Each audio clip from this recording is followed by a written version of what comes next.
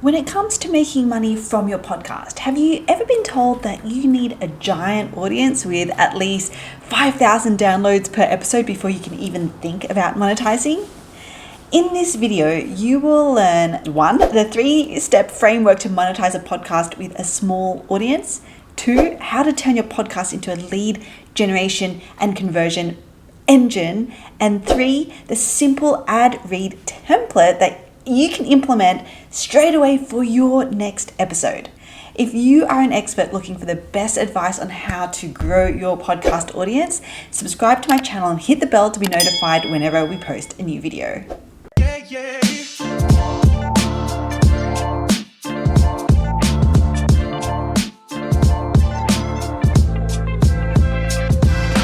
Is Deidre Shen, the CEO and co-founder of Capsho, the world's first AI-powered podcast copywriter.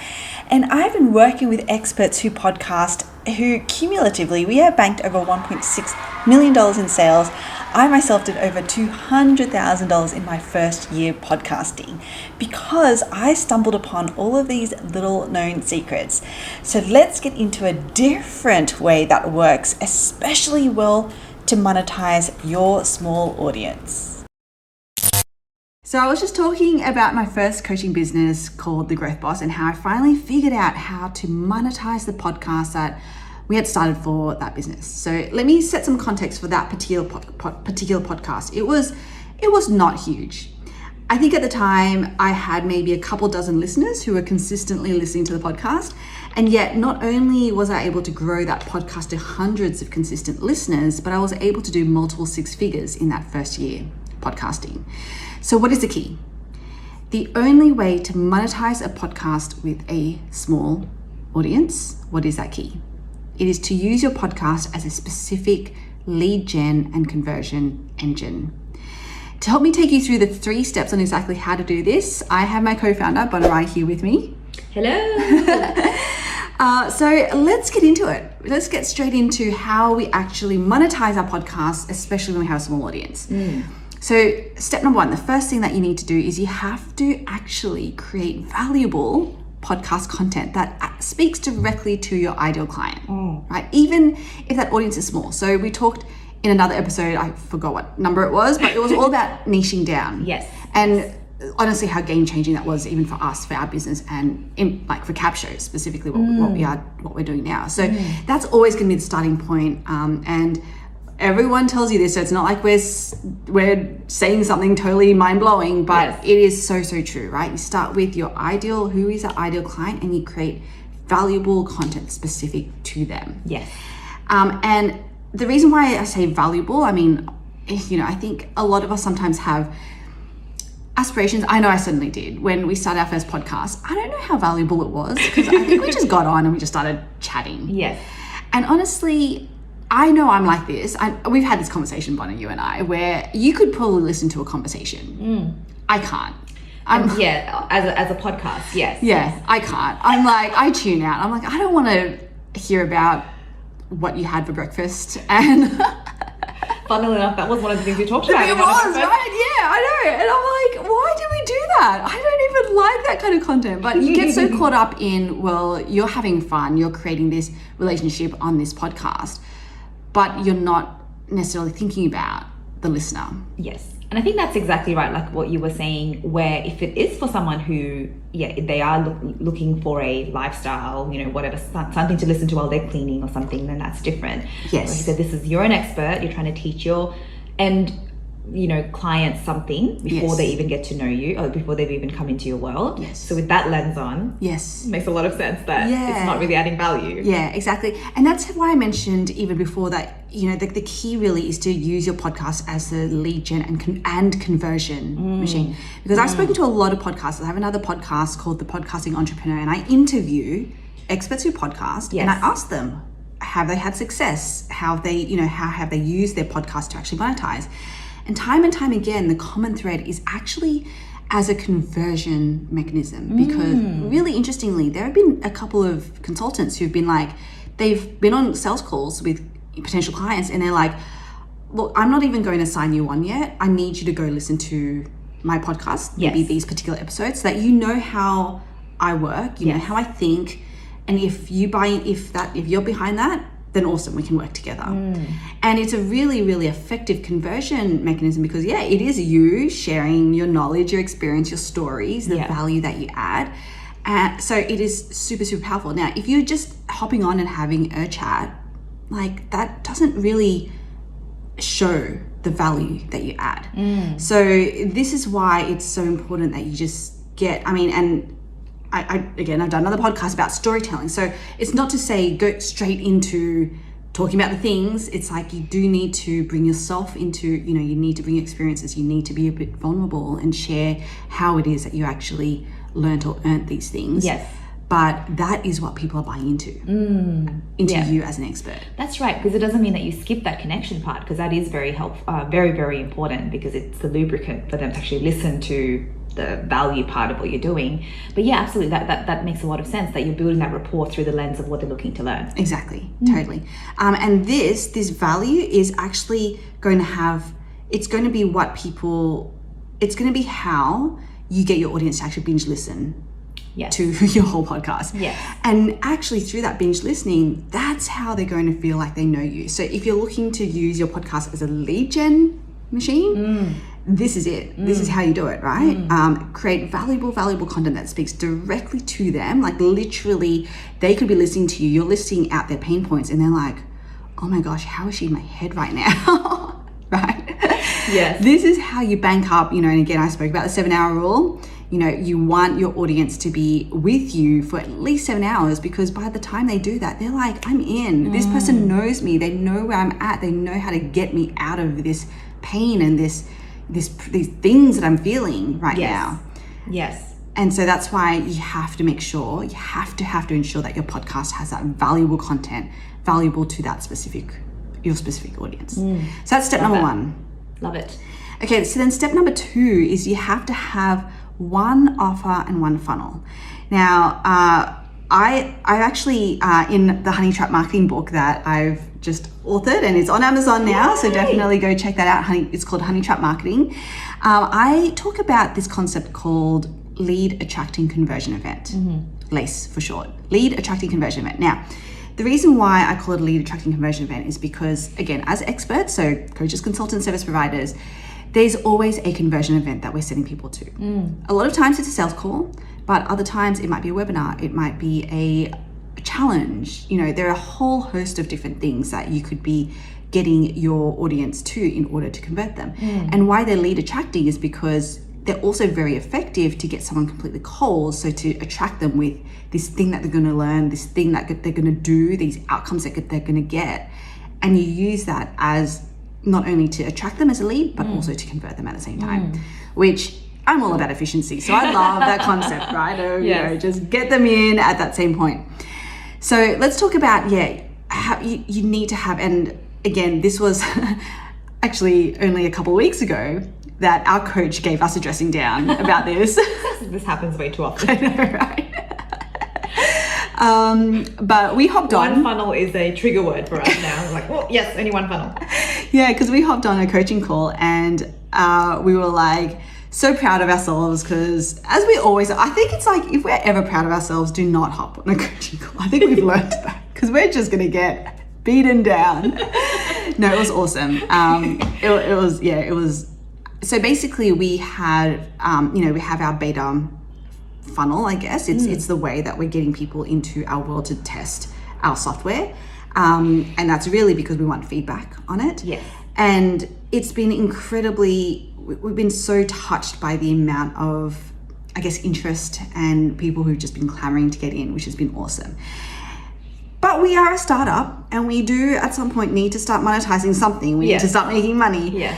So we were like, okay, well, let's launch a challenge funnel that will help people not only use the software, which does some awesome things, but actually now with all this time freed up, what else can they do to actually promote their podcast? Yes. How can they make this content that Capsho is creating for them work for them? And so that's what we were like, we'll just do a challenge around it, because we know the challenge model really well. Yeah. We'll do a paid challenge, and then we'll be able to monetize while we're getting people into beta. Exactly. And what a great idea. And so we hop on the coaching call, and Coach Carl, if you're listening to this, hello.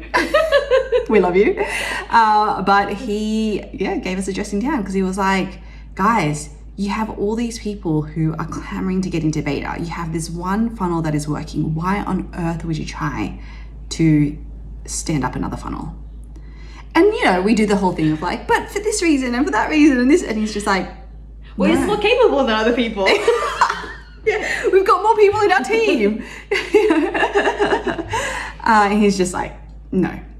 Which is great. Like, at the time, we do not like hearing that feedback. But then afterwards, because again, we're very coachable, we take that away and we're like, okay, how can we think about this differently? How can we make this work? And we know, I mean, now we're on the other side of it, and we're like, oh, God, dang it. He was right. Again. He was right the whole time. Focus on one funnel, one offer, and one funnel. And so what we've done, you know, because we do still have to monetize it, but we, with our beta funnel, we actually are going to monetize it as upsells and OTOs on the back end of that. So we kind of almost combined the two funnels. So we still only have one funnel, but honestly, being able to do that means that we can just talk about this one thing over and over again. Every ad that you will hear is likely going to be about this one thing. Every email that we send out, you know, it's going to be about this one thing. So that's why it's so important to just focus on one thing and just drive people deliberately, intentionally to that thing. And it's such a liberating thing around simplicity, creating room for more creativity, because like we said, we've got one funnel now, but having one funnel doesn't mean you just have the one way of approaching it. Now we can think about what are all the different ways we can drive people to this funnel, and what are the different ways we can monetize that funnel.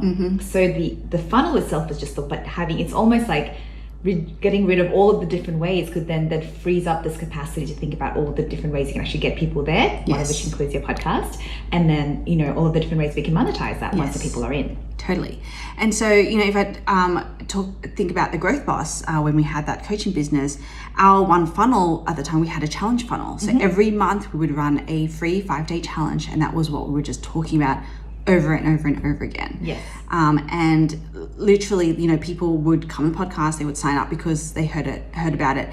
And by the time they were in the challenge, they had spent so much time listening to us that it very quickly became listening to us either through the challenge and also through the podcast, because again, we would hop on onboarding calls and they would mention the fact that they listened to the podcast. Right? Like, that was such a common theme. So this is why it's so important, you know, going back to step one of this, is keep providing value, because that's what keeps them on there, because it's like, oh wow, yeah, I implemented this one thing that you spoke about, and that I already saw results. Like, what else do you have? if I just paid for it. And if you are doing a date-based thing like we were doing with live challenges, it builds that momentum in the meantime, because while they're waiting for the challenge to start, they're consuming your content. If it's an evergreen challenge, I mean, you know, they can unlock it straight away.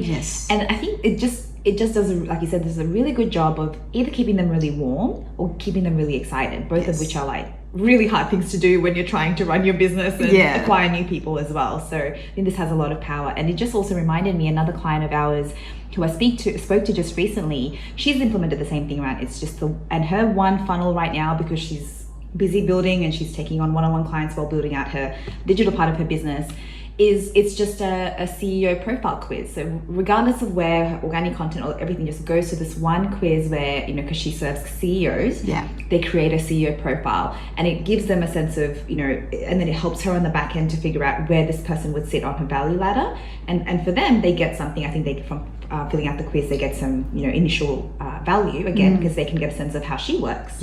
And it's a great vetter as well for people. So I think, again, there's lots of different ways you could do it. Challenge is one way, but as long as everything is going to the one funnel, I think it's just a much more efficient and smarter way of working. Totally. Okay, so a quick recap. So the first thing is create valuable podcast content that speaks directly to your ideal client. Second step is to just have the one lead attracting conversion funnel that you are always driving your potential client to.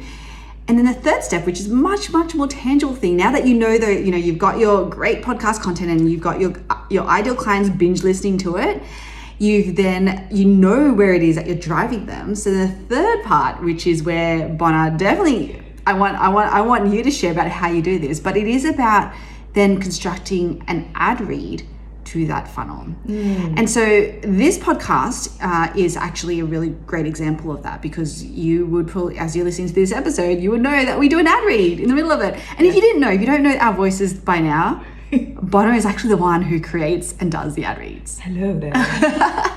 This is my ad read voice.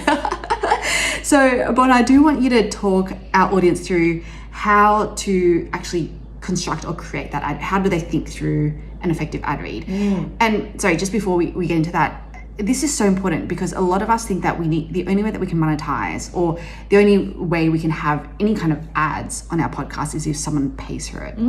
You guys, you already have something so valuable and something like that is making you money. Why wouldn't you use your podcast to do your own ad reads? Yeah. Right? It's a no-brainer. So I hope that's I didn't know if I had to say that or not. I think, well, I'm glad you did, because I was going to say it. I was going to tell the story of how when you first mentioned it to me, I was like, but it was so silly now. But I'm like, A, like you say, you have to be paid for it, and B, it has to be someone else. Yeah. Why did I think that? Because that's all I've listened to on podcasts. Like you say, exactly. I built this where the host is reading for someone else. Yes. But this makes so much sense. I was like, I just remember not really uncomfortable, but going, oh yeah. But I had never thought of that. Yes. I never thought of that. Because bottom line is, you are a business yourself, right? You have a business. Market the heck out of that business. Everyone's like, oh yeah. And your podcast, you have a platform already, so use it. But this is only really effective, again, if you've done the first two steps, right? Know who it is that you're speaking to, and actually know where it is that you're sending them. Because then your ad becomes super simple. Yeah. And you don't have to keep changing it. One call to action that is consistent, that each and every week, or however many times you drop an episode, that your audience is listening to it, they know what's coming up, and they're like, oh yeah, I meant to do that thing. Let me go. It's a reminder. Anyway, I'm going to get off my soapbox. Please, Bono. It's so important. So definitely make that adjustment like I had to first. Yes. I think I almost did a funny satirical version before we actually got into doing proper ad reads, because it was so new. But the way that I think about ad reads is very, very simple. I think about them in 4 different sections, and I'm going to go into each of these sections separately. So the first thing, like anything, is you need an attention grabber. So doesn't mean that you have to be all crazy, depending on your tone of voice. But when we think about a sales page, it's always the headline, right? So when we're reading something, we're quickly scanning what the title says before we decide. So like that, everyone's reaching for the ad skip button, right? Yes. Which you have recently discovered, the skip button on when you're listening to a podcast. So that first part is really, really important. So here are a few different ways that you can have a super effective attention grabbing introduction to your ad read. And remember, it's just one sentence. So the first thing, one of our favorites, is to state a specific problem that your ideal client is having, that only they would understand. So back in the Growth Boss days, I remember one of the episodes we did, again, not in this very strategic way, but that kept coming up when you were talking to clients, was we talked about one of the very specific pain points that e-commerce business owners have, which is just seeing the inventory pile up that they haven't been able to sell. Yes. It's just the worst stress in the world that they think other business owners rightfully don't really understand. Because if you're an online business owner and you sell info products, you're not thinking, you're trying to get sales, but nothing is banking up for you in that physical way. Yes. So that pain is so specific and so painful. And they're like, oh my gosh, somebody gets it. Yes. So I think just state that, for example, what's worse than staring at all of the inventory piling up? It could be in your house, could be in your warehouse, it doesn't matter which size, the pain is the same. Yeah. A second way that you can really grab attention is just immediately start off with a result that your ideal customer is after. So people are either trying to avoid pain or they're seeking pleasure. We know this about human beings. So this is very simple. Just go for something that, a result, make it specific, that someone is going for. So for example, for Capsho, imagine never having to write your podcast show notes from scratch again. If someone said that to me, I am there. I hate writing show notes. We have heard this time and again. Our ideal person going, oh my gosh, yes. But imagine never having to write them from scratch again, right? People are like, tell me more, I'm not skipping this ad. Not the sexiest thing, but... And then the third way of grabbing attention is sharing a statistic or a fun fact. Again, it depends on, sort of which way you vibe. Because then again, people love facts. And I'm not saying make up these things, but definitely pick strategically. Yes. Right? So we talk a lot about, the pod fade that people feel, like our current clients can feel. And then, it's like 75% of podcasts that, ever started don't exist anymore. Yeah. And that's a really useful statistic for us to share, because people go, oh, okay, that means I am in that 25%. Let me keep going. Yeah. But also that I am at risk of this happening. So I think really think about what are those statistics that you can share to hook people to say, wait, this is relevant to me. Yes. Love that. So that is the first part of the ad read. You know, just grab their attention, make sure that there is hit skip. Then the next thing you want to do, again, very concisely, is explain exactly how your product or solution solves their problem, their specific problem, right? So you've set the context for what it is that they need solved. Then, you know, and this should be, you know, you should have something that if anyone asks what you do, this is where you can test it. Yes. Because if you tell them the process, then, you know, people may not actually, but really what is the outcome? So for ours, for Capsho, it's going to turn your episode file into episode title, description, show notes, social media captions, transcript, and a promotional email. People are like, wow, I'm sold. Yeah. I normally hire someone to do this, or I don't even do it at all. Where do I sign up? Yes. For something like the Growth Plus, when we were talking about the challenge, we were like, with our e-commerce business owners, in just 5 days, an hour a day is all you need. You're going to walk away with this irresistible product offer that will fly off the shelves. People are like, I've been struggling to get my product sold. Where do I sign up?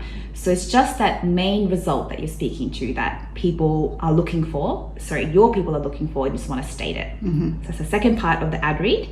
And then the third part of the ad read, this one I would say is mandatory, but sometimes you may not have. So you've got to think about this a little bit creatively, is can you give social proof for what you just said, essentially. And maybe when you're first starting out, you have to get a little bit creative. Yes. But some really powerful social proof that you can share is customer testimonials, of course. You can spotlight a positive review, or you can even mention it and say, check it out in our show notes if it's a little bit long.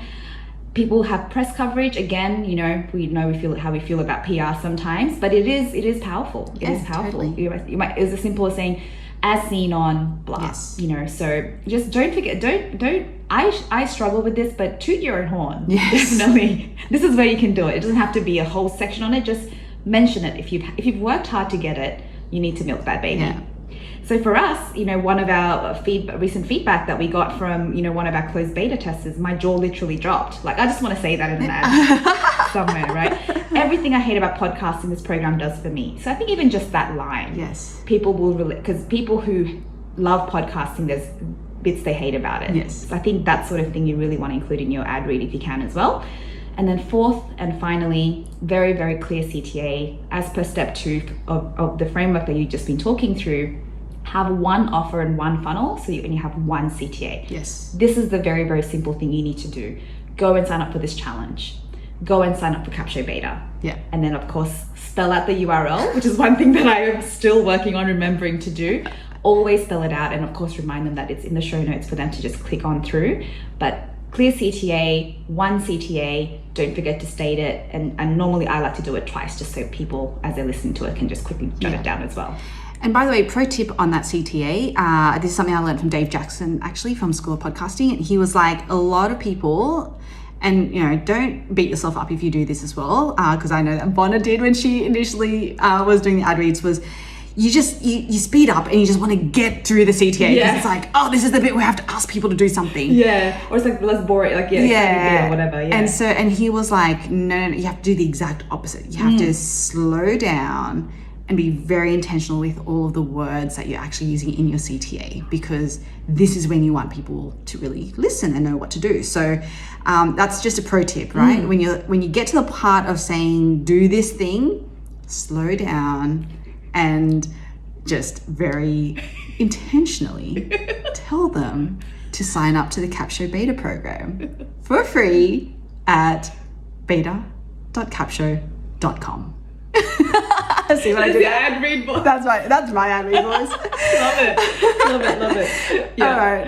So, Love it. So just to recap, okay, so the 3 steps, this is the only way to monetize your podcast with a small audience. And I'm so glad that I'm talking to you podcasters, you experts who podcast, because you have something so compelling already that you should be milking that.